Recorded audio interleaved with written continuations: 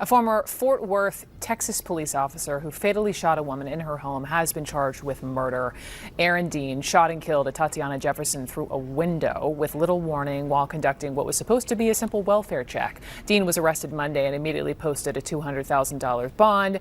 Jefferson was playing video games with her 8-year-old nephew Saturday night when she was shot. This officer never announced nor identified himself as a member of law enforcement. Cheryl Dorsey is a retired sergeant with the Los Angeles Police Department, and she is with me now. She's the author of Black and Blue, the creation of a manifesto. So Cheryl, thank you for being with me. And there were so many questions here. You know, the police chief said today that these officers were responding to what he referred to as an open structure call and not a welfare check, as we'd first heard, right? The neighbor had called. The neighbor was worried because the front door was open. What's the difference there, and does that change how officers would approach the home? Listen, what the police chief needs to do is stop trying to minimize and mitigate what happened. It doesn't matter what they call it. Officers are taught and trained. Rely on your training. Use a little common sense. You respond to something like that. If you're not sure what's going on, there's never any urgency. Freeze frame, get additional units, take your time.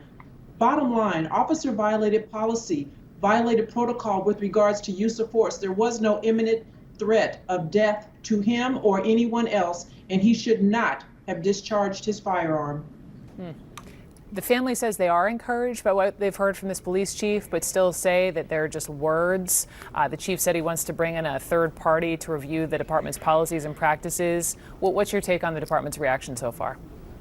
Listen, they're saying what they need to say to a bank of cameras, because why did it take 6 deaths on that department allegedly this year before they decided that they have a problem and maybe they need to do something different? I think he's being intellectually dishonest. We will see when everything is said and done whether or not this officer is convicted and whether or not he gets a slap on the hand with regards to a penalty sentencing.